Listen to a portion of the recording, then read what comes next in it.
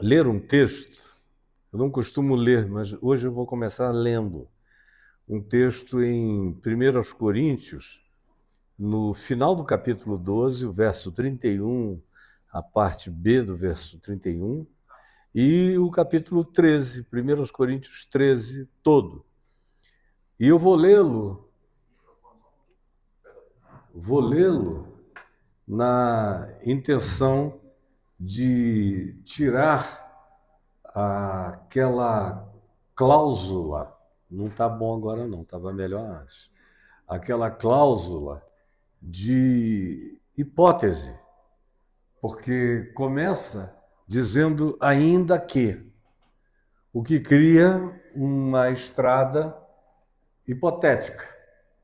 Pode ser, pode não ser, mas suponhamos que eu alcançasse esse nível, essa perspectiva. Tirando isso e falando esse salmo ou este texto como quem alcançou algo para além do ainda que, para além da hipótese, como se a gente tivesse transcendido a hipótese e tomado posse do que aqui é construído como uma hipótese, a leitura do texto ficaria mais ou menos assim. Eu falo as línguas dos homens, variedade delas. E eu falo a língua dos anjos. Eu tenho o dom de profetizar e conheço todos os mistérios. Também conheço todas as ciências e saberes. Eu tenho tamanha fé que me dá o poder de transportar montes. Eu distribuo todos os meus bens entre os pobres. Eu tenho coragem de dar o meu próprio corpo para ser queimado em sacrifício e libação, em testemunho da fé contra todo ódio adversário de qualquer natureza. Eu sou essa pessoa. E aquele que tem a coragem de assim se imaginar é um ente que se tornou um Lúcifer, sem saber. Buscando piedade, se corrompeu. Buscando sabedoria, conhecimento, ciência, entendimento, fé, se perdeu. Praticando solidariedade, bondade prática, espírito de doação, de entrega, de autoesvaziamento, fazendo isso, definitiva, clara, objetiva e peremptoriamente, e se sentindo um ente completamente para além de todos os demais, porque tem a coragem de fazer o que aquele jovem rico não conseguiu e foi embora triste, porque era dono de muitos bens, fazendo... Oi, Deus te abençoe, meu amigo ar-condicionado. É ele? Não, é aqui. Melhor, porque a gente tem uma parede tão bonita e fica com esse negócio branco horrível nas minhas costas. Quando tem letra projetada, eu entendo, mas quando não tem, eu vejo em casa depois a edição e digo, mas que coisa horrorosa. Por que não sobem esse negócio? Voltando aqui para nós, você pode ter todas essas certezas e carregar isso como dogmas de práticas pessoais.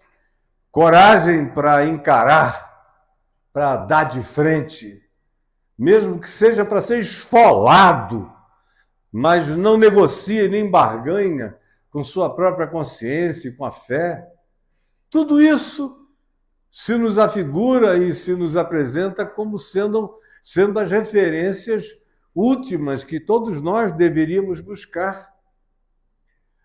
No entanto, isso se transforma num diabo, numa tentação, num luciferianismo vestido de angelicalidade, e que destrói profunda e completamente qualquer que seja a verdade de Deus em nós.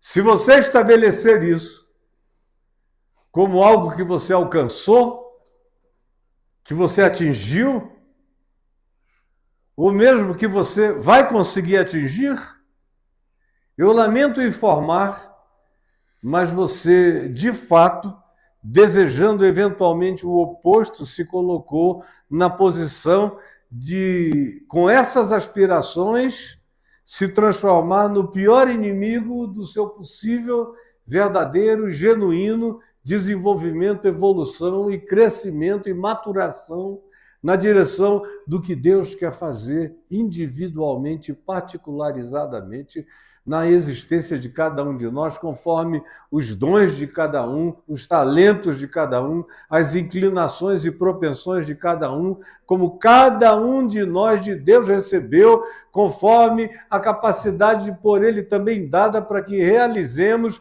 cada uma dessas coisas até a possibilidade da plenitude crescente do que possamos alcançar enquanto vivemos nesta vida. O que estamos aqui é para entregar o melhor do que possamos, mas sem a presunção da autoabsolutização. Porque o que Paulo está dizendo aqui é que existe um modo de ser, um modo de viver que está acima de todas essas coisas. É por isso que, originalmente, ele não diz, eu falo, eu me comunico com anjos, eu tenho toda a sabedoria e ciência e conhecimento, eu sou alguém que pratica uma fé tão objetivamente prática e resolvida e intensa e operativa, capaz de transportar o intransponível e o intransportável. E eu sou capaz de dar minha vida mesmo. E pode chamar quem queira matar, que eu estou aqui para me esfolar em nome de Jesus. E você, nessa intenção de atingir essas coisas por mérito próprio, por caminho próprio, por intenção própria, se luciferianiza sem notar. E vira um diabo sem perceber. E um ser em quem não há mais nada a acrescentar. Atingiu tudo, conheceu tudo, pode tudo. Não retroage em relação a absolutamente nada. Sua palavra é última. Seus pensamentos são o máximo. Suas conclusões são irretocáveis e irretorquíveis. Suas compreensões transcendem a qualquer outra capacidade humana, imaginativa, ou de conhecimento, ou de intuição. Paulo, todavia, sabendo disso, introduz dois elementos de profunda relativização que podem nos salvar dessa síndrome luciferiana de perfeição e de autoglorificação e de atingimento ou de declaração de poderes exorbitantes de Deus operantes na minha existência em seu favor, e que todos reconheçam, e que todos aplaudam, e que todos se curvem, porque foi isso que Deus me deu a mim e não a vocês. Quais são as duas pequenas relativizações que ele coloca aqui? A primeira é esse ainda que. Porque ele olhava para ele próprio e sabia que não. Ele diz, eu dou graças a Deus que eu falo em outras línguas mais do que todos vós, mas eu prefiro falar algumas poucas palavras na igreja, numa língua compreensível por todos daquela localidade e região, do que milhares de palavras em outras línguas que ninguém compreenda e ninguém entenda, porque o evangelho precisa ser compreendido com clareza, racionalidade e com plenitude de entendimento. Então, Eu dou graças a Deus pelo que eu tenho. Mas eu sei que tudo que eu tenho não é o bastante e que o melhor que eu alcancei ainda é extremamente aquém daquilo que seja o desafio proposto. Por isso, o que eu posso dizer é que existe um caminho melhor do que tudo que cada um de nós aqui já provou e já experimentou. É um caminho sobremodo excelente, que está para além de fé que transporta montes, de sabedoria, de conhecimentos, de entrega ao martírio, de solidariedade prática que doa tudo, francanioniza a própria vida, como São Francisco. Isso não é, todavia, o que caracteriza o processo da evolução saudável de Deus em você. O que caracteriza isso é saber que você não alcançou. E que, eventualmente, até o final da sua existência nesse mundo, você não atingirá. E que o melhor que você atinja ainda é aquém do que está proposto. E o que está proposto é tudo que Jesus encarnou, viveu, manifestou, gestuou, ensinou, e ficou claro aos sentidos de todos nós. Vimos a sua glória como a do unigênito do Pai, e o Verbo se fez carne e habitou entre nós, e nós vimos, tocamos, sentimos. Ali nele, tudo está planificado. Mas eu olho apenas atentamente para ele, que é o autor e consumador da minha fé, e caminho, sabendo que a minha jornada e a minha vocação e o meu chamado é para todo dia me aproximar mais daquela imagem, semelhança, manifestação, graça e amor, mas eventualmente eu também sei que só atingirei essa plenitude quando eu deixar este corpo de morte entrar na dimensão que me colocará em estado de absorção do Senhor em toda a plenitude dele em mim. Até lá, eu ando um dia depois do outro, dizendo ainda que tudo que eu alcance ainda é relativo, é processual. A segunda realidade que ele coloca aí como elemento de salvação relativizadora da nossa mente e do nosso coração é essa afirmação ao final, quando ele diz: quando eu era menino. Aí Paulo prossegue, dizendo o que é esse caminho sobremodo excelente.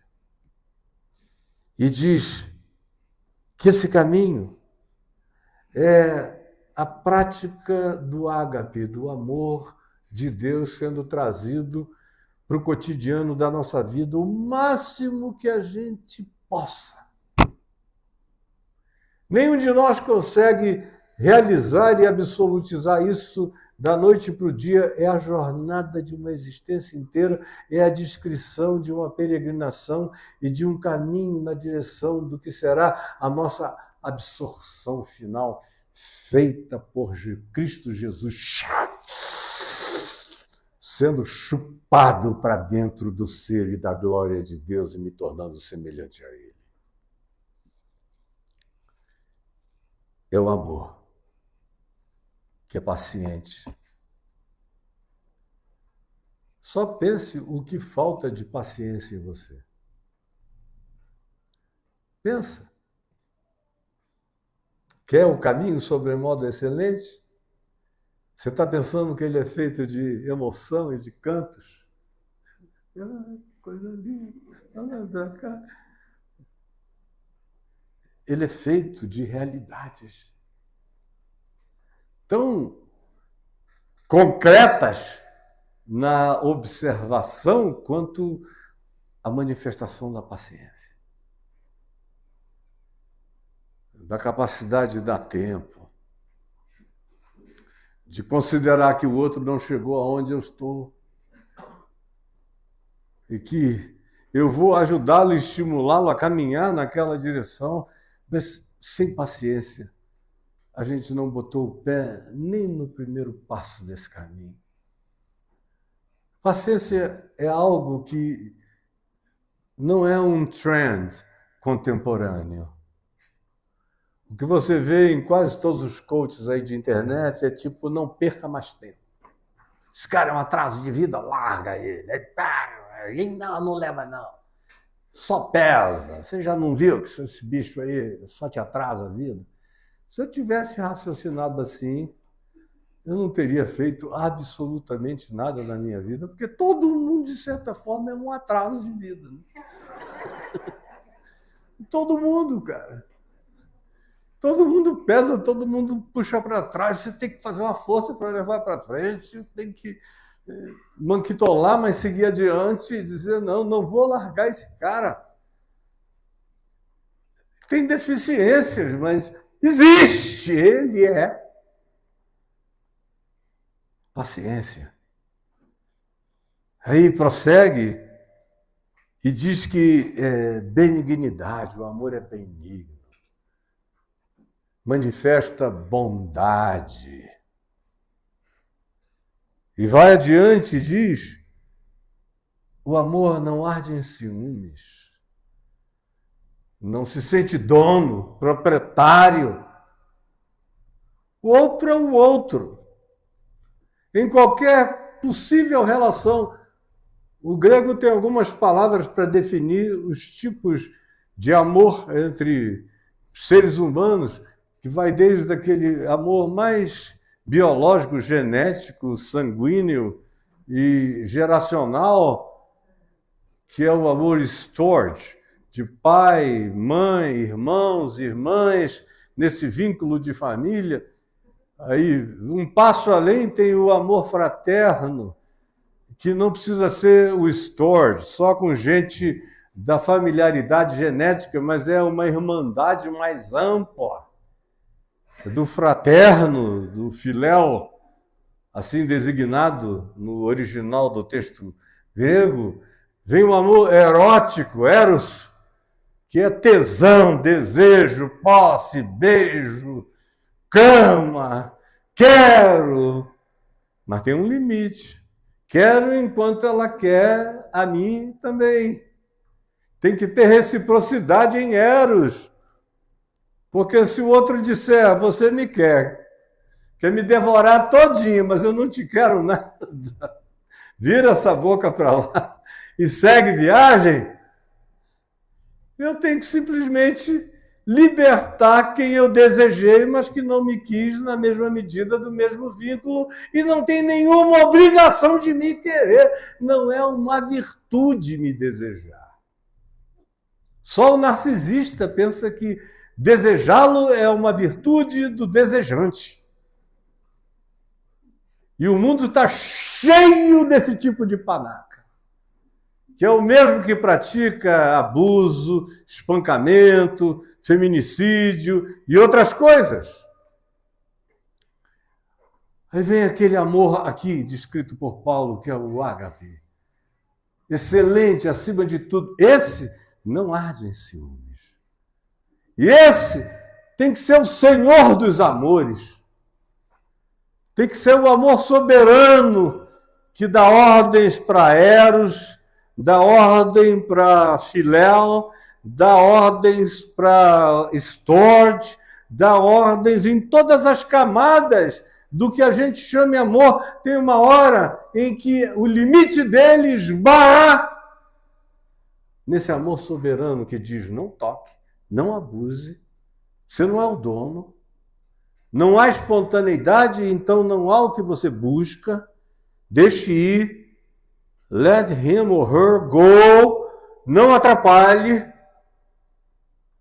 trate com respeito e se retire, não busque criar obrigatoriedade nem manipulação de nenhuma natureza, porque se você quer andar no caminho sobremodo excelente, você não pode querer ser dono de ninguém. O ciúme nada mais é do que também, dentre várias perspectivas de possíveis degradês desse sentimento, mas no coração dele está essa ideia maligna de escravidão, de escravagismo, de um senhor que domina um escravo, que possui a ele, que não tem direito de autonomia, que se não for dado ou permitido, do contrário, ele ou ela estão irremediavelmente umbicalizados a uma corrente de controle. Aí não é amor. E vai acabar em morte, ou em dor, ou em abuso. O amor não arde em ciúmes. E prossegue dizendo que, além disso tudo, ele não se ufana. Ele não bate no peito dizendo, lindo é o meu amor. Quem me dera um mundo aprendesse a amar como eu.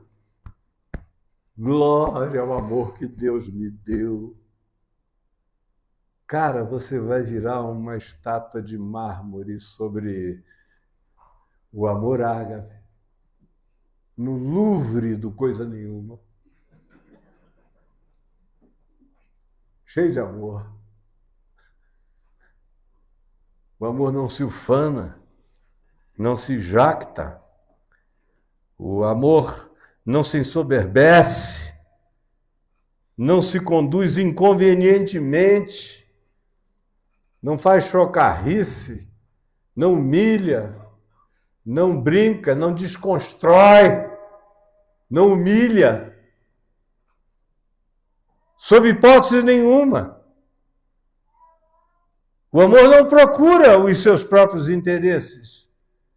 Ele procura equidade, justiça, verdade, oportunidades.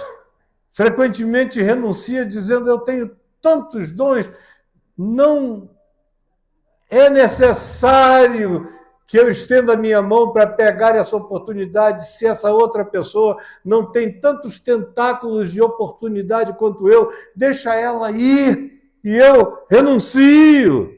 E não procuro o meu próprio interesse por causa de uma conveniência imediata que pode, para o outro, ser definitivamente desconstrutivo e, para mim, é só mais uma oportunidade. O amor não se ressente do mal, não fica falando do mesmo tema, ele me fez mal, ela me maltratou, me deixou, me traiu, ele é um canalha, safado, desgraçado. Ai, meu Deus, eu dei tudo para aquele filho, para aquela filha, para aquela família, entreguei a minha vida, renunciei, deixei de viajar, deixei de passear, deixei de tudo. Estou com 57 anos, agora ninguém me enxerga. Ninguém me enxerga. Como você pensou que aconteceu o quê, seu bobo? Sua boba. Você pensou que você ia ser a exceção planetária? Filhos amam a gente quando amam, muitas vezes amam a beça, mas assim mesmo o sol é gostoso, a água gelada, a praia maravilhosa, o gato ou a gata são maravilhosos, as diversões, os shows, os amigos, as conversas, ou você não lembra de você. É todo mundo sofrendo de amnésia, não lembram nem de como eram. Eu ficava, meu Deus, graças a Deus eu não tenho um filho que seja 1% do que eu fui para os meus pais. Saí de casa aos 15, voltei aos 18 e meio. Eles nem sabiam direito onde é que eu andava. Imagina só. Mas o amor sabe lidar, e sabe entender, e sabe esperar, e é paciente, e não se exaspera e nem se ressente do mal. Não entra em estado de angústia ansiosa, que não tem nenhum prazo, não dá prazos, atropela processos por causa dessa ansiedade exasperada e, mais do que isso, desses sentimentos ressentidos de mágoa, de abandono. O amor não se ressente do mal. Não se alegra com nenhuma forma de injustiça. O mundo está cheio de canalhas. Outro dia, uma figura pública demais no Brasil, amiga minha, que não tem uma criatura que não conheça essa pessoa praticamente, me ligou e falou, me diz uma coisa, você sabe que eu confio em você, não é? Falei, que bom. Aí ela disse, eu estou com uma vontade danada de fazer oração para alguém acertar um teco na testa do Trump. Será que eu estou pecando? Mas eu não aguento mais. Eu não suporto mais. Eu falei, você, mais do que a metade de todo mundo que vai torcer na Copa do Mundo está desejando a mesma coisa. Copa do Mundo mundial, mesmo. Mas não precisa, não. Um cara como ele encomenda o seu próprio tiro na testa.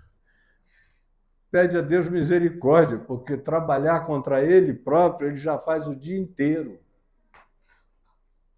Pede a Deus misericórdia das vítimas dele, dos inocentes que ele atropela, mas ele, enquanto for assim, ele anda célere, forte e incontrolavelmente na direção de pular de cabeça na esquina do machado.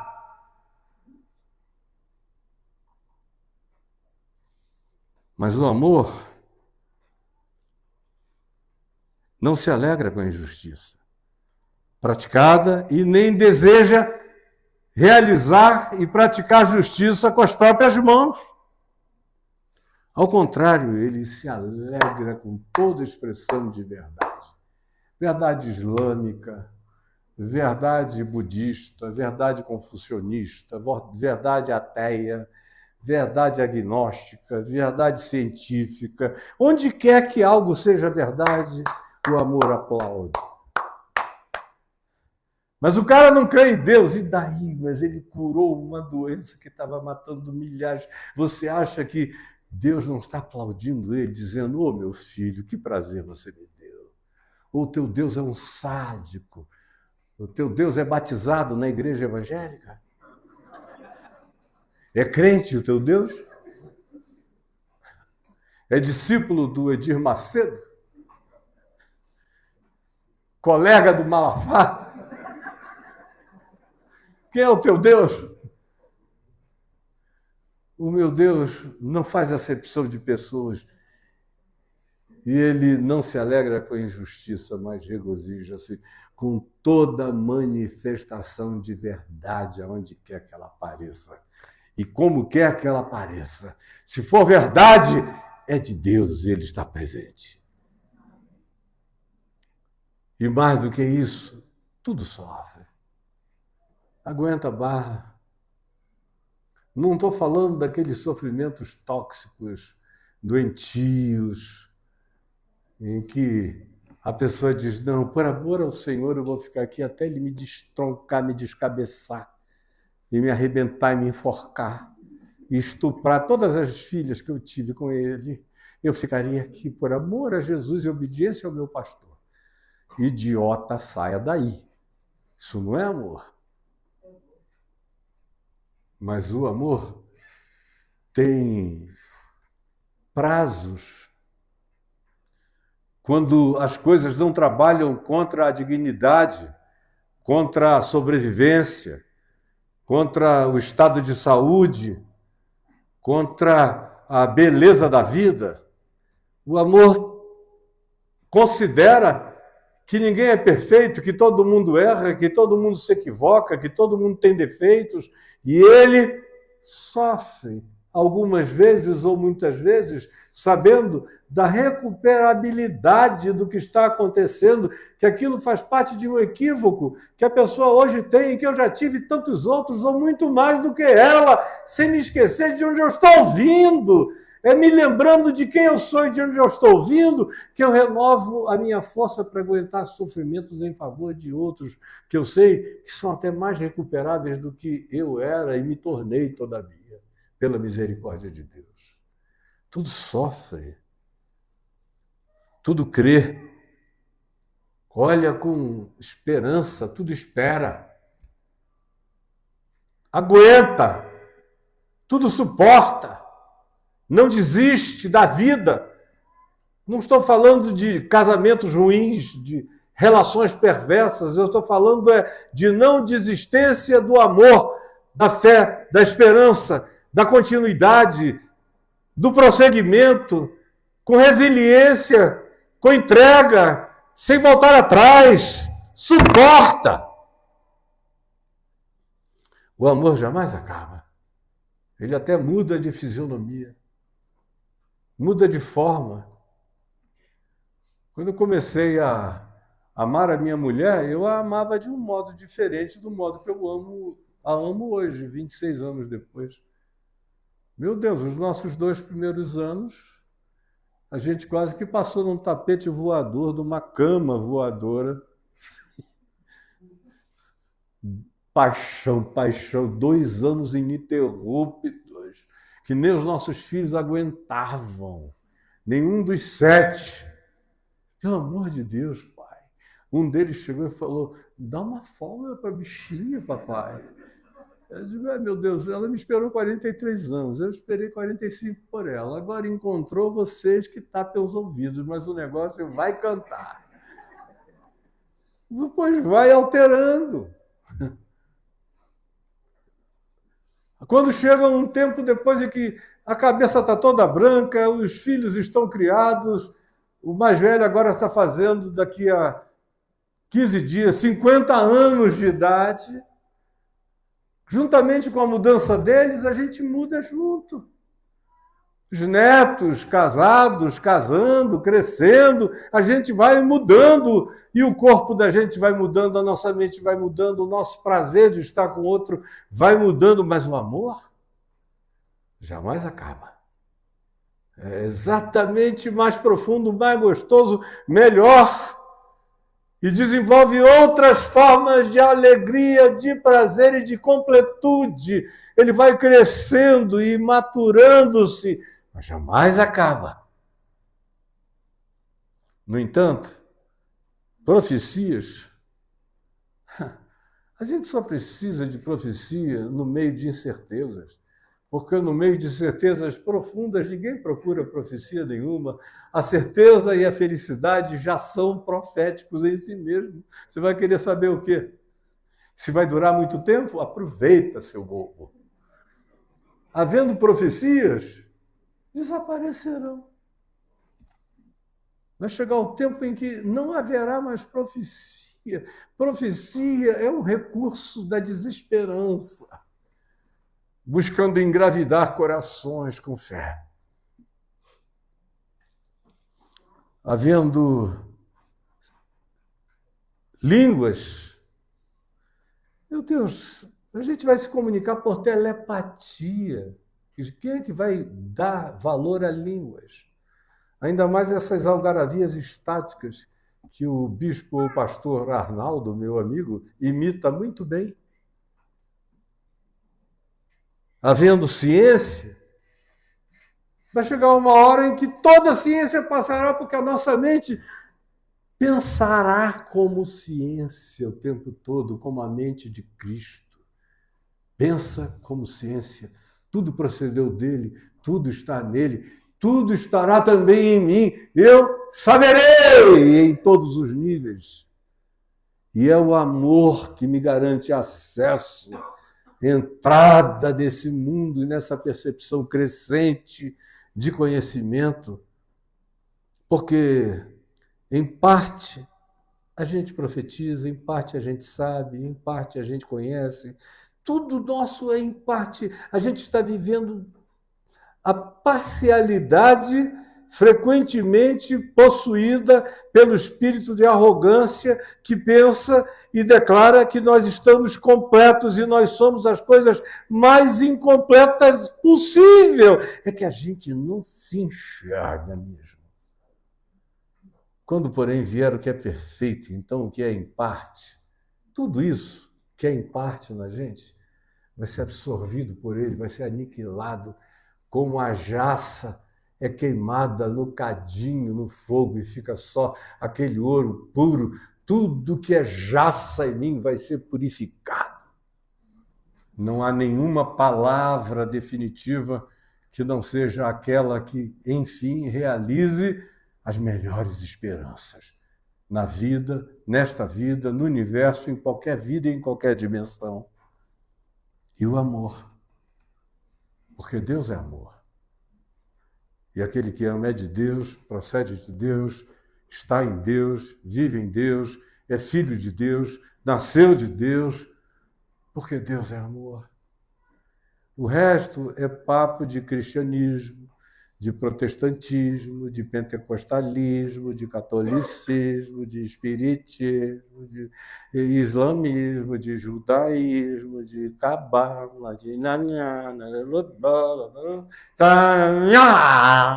é o panteão todo, cada um gritando com suas vozes sedutoras, e você ir no meio sem saber para onde vai, mais perdido do que as baratas lá da minha casa, que nunca acertam o caminho. E aí é você, e a sua internet, e os seus milhares de cultos e de pastores, e de coaches e de ensinadores que te desensinam a viver e cobram caro. E quando não é em dinheiro, é em saúde mental, é em desordem emocional, é em ansiedade, é em angústia, é dúvida, é o tempo todo querendo fazer uma síntese que não chega nunca, porque são coisas não sintetizáveis, porque elas em si mesmas são contraditórias, e você nem percebe que está labutando em coisas irreconciliáveis e abandonando o que é simples. Esse caminho sobremodo excelente, que faz todas as nossas questiúnculas. Ainda existe profecia, pastor, vai encher o saco de outro, o meu não. Chega, eu estou ensinando há 54 anos, você não aprendeu até agora, ele escreve livro, ele faz não sei o que, tudo, não entra, então desculpa, eu não vou repetir mais não. Tem uma garotada nova aí para repetir, deixa eles repetirem. Agora você aprenda, e não se idiotice, porque agora permanecem a fé, a esperança e o amor. Estes três. Porém, o maior desses é o amor. E que